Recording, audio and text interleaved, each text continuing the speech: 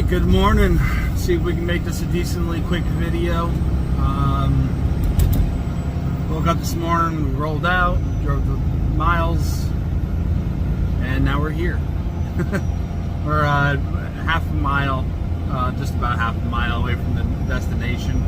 Half a mile. Your destination is on the left. Now we're at a half a mile. We're just about here now.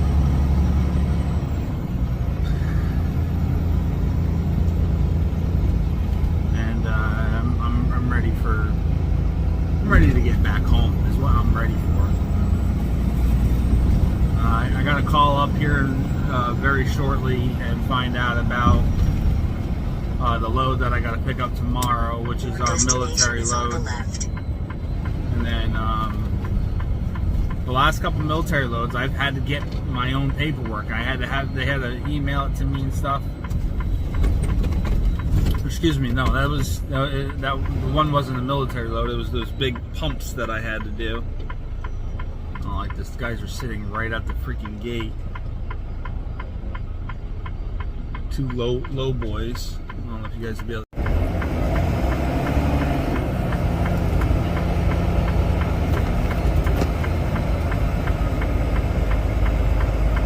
Looks like Landstar. One of them is Landstar.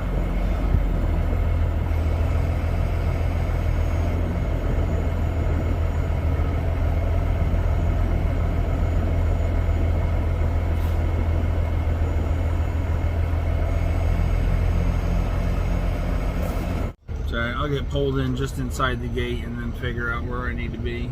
I'm not gonna block up their entrance with another truck. I don't know, I'm gonna go figure out where I need to check in at. It's time to cut this mess off. I was gonna try to grow it out for another year, but I'm getting so bald up here. Not bald, but it's extremely thin.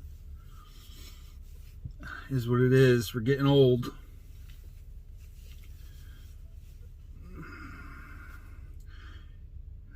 The crazy thing is, to really put it in perspective, I just turned 39 last year, and in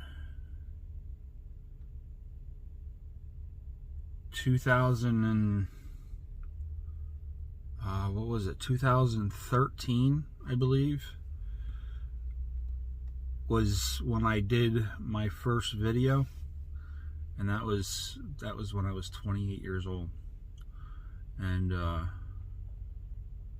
it's just crazy how much time has gone past since I originally started. I look back on some of my older videos occasionally, and most of the time it's just a reminder of how I did things. Like recently, actually, just before I came up here, I looked up a video of air conditioning units, which was kind of trying to give me an idea of how I wanted to secure this load, and that was done.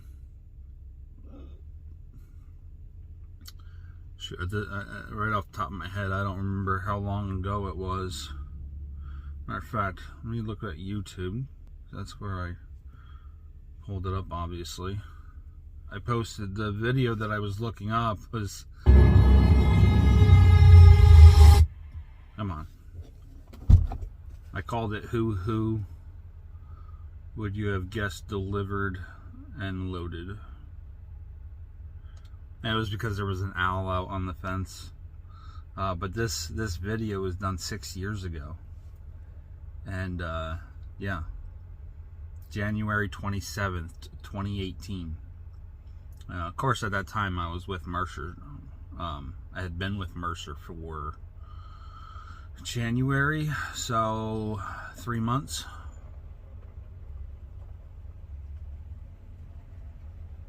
Just over 3 months I had been with Mercer at that time in 2018, because I originally started with Mercer in September 2017. It was actually, the first day was 9/11, 2017, which is my daughter's birthday. It's also the day that I quit smoking, which was back in 2015. So this year makes 9 years without a cigarette. This past September made 9 years. This September will be 10. Just in time for September 12th when I light up my next cigarette. Oh man, it is cold out here. So we're gonna back over to the spot over here and get undone. They said they're waiting for a crane or something to be set up for these guys over here that are behind me. But that's all right. We're just gonna move over there. We'll get everything undone and put away, and then when they're ready to get to me, then we'll get to me. So I don't pick up until tomorrow. So whatever I need to do today is fine by me.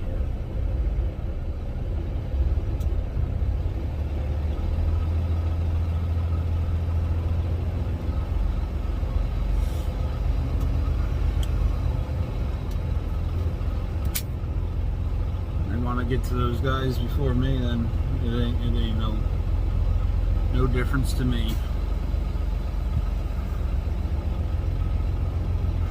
I don't think I slept very good last night. There really wasn't anything wrong. I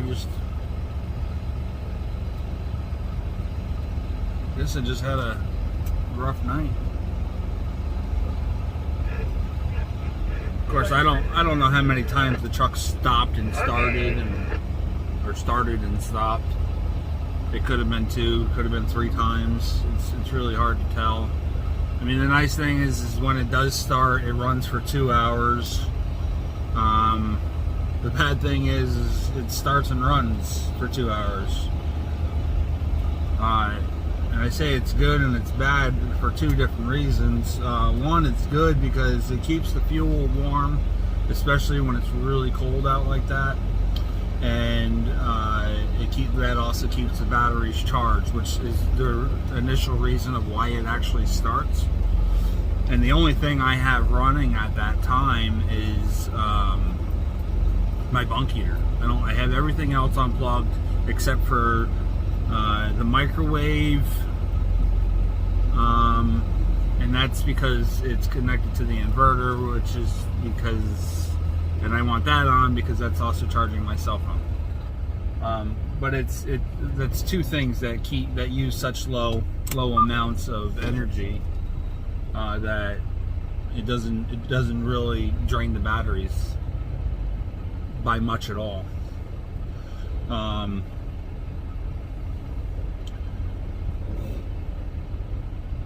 And then the bad part is that it's a lot of fuel that's being used, because not only is it running, but it's running up towards 1,000 to 1,100 RPMs,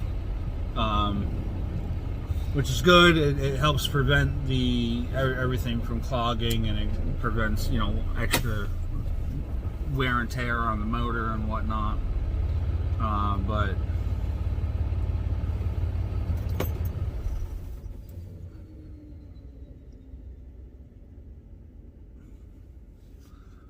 I'd rather have a something I want to actually end up doing. I want to put a generator on underneath my trailer, and I want to hook up battery cables that come up to the front of the trailer, or power cables, whatever you want to call them, and they'll have one of those quick releases, and then I want to have a coiled wire.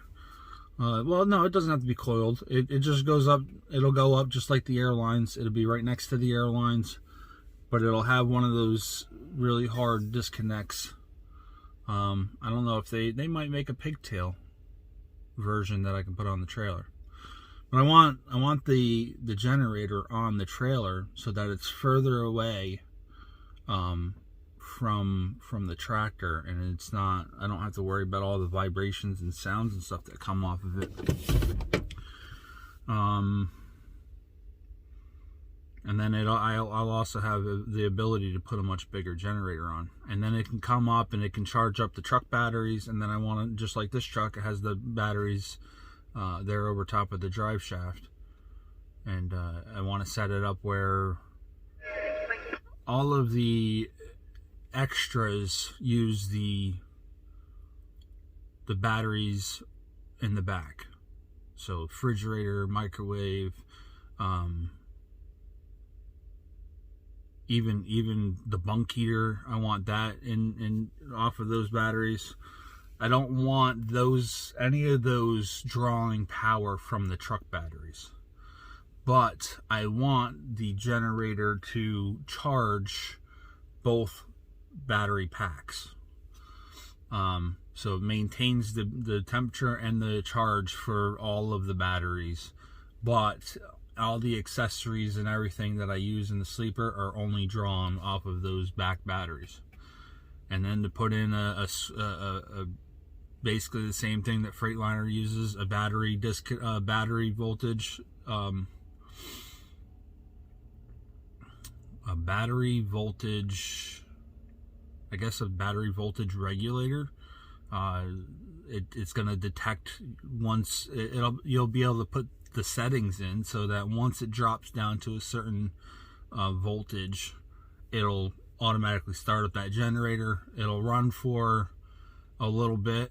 I think 2 hours. This is a little excessive, but it'll have a battery monitoring system so that once it reaches 80% charge, it'll shut off. So you end up not having an engine that's running so much and so long. And the only downside I see to that is it makes it harder for fuel. But my counter thought to the fuel is just like a reefer trailer, putting on a much smaller, maybe like a 20-gallon tank on the trailer. And it could either be set up inside the frame like I want to do the generator, and it could have a fill tube that goes down to it, or it could just be one that just sits right underneath the deck there. But anyway, those are some of my ideas and thoughts, and if I can't do it to the trailer, that's not a big deal. And if I still have to mount it, if I end up having to mount it to the tractor, then everything else that goes along with that stays. It's just location is kind of questionable, but that's what I would like to do.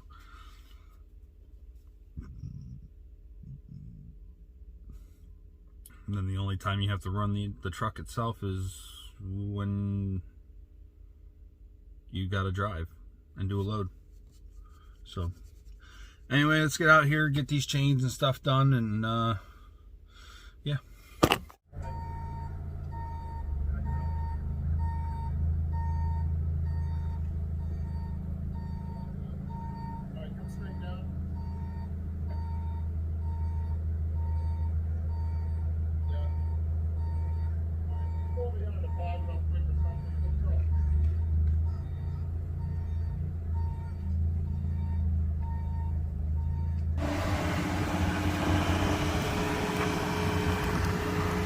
It's a big one.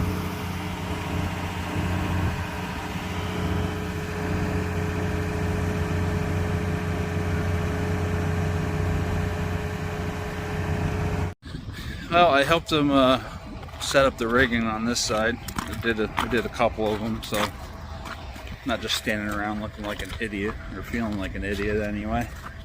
I don't like watching other people work and not doing something. So there's a little bit of a better look of how it's all set up. When I got loaded, they only used the 2 points in the middle there, and they're using all four of the attachment points there. So it's just a little extra secure. Like you said, if they're available, they're using them. Anything goes wrong, they can't say that they didn't do what they were supposed to do. So that crane is huge. I'll show you guys here in a second them taking it off. Real quick while I'm waiting, look at this little one. Well, I'm sure she still lifts quite a bit, but it's pretty tiny compared to that big one. Let's take a quick look and see what it looks like in the inside. It's just a little, you guys can't really see that. Just like a little, I can't think of what the heck they call them.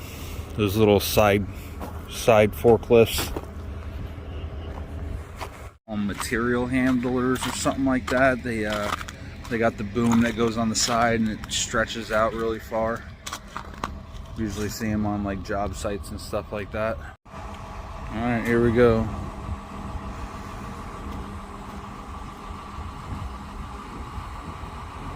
Getting a little twist in it.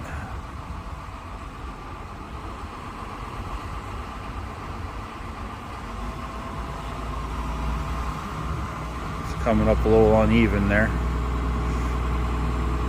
The front two are on one pulley, and then the back two are on a separate pulley. So he's just basically got to pull down on a little bit to balance it out.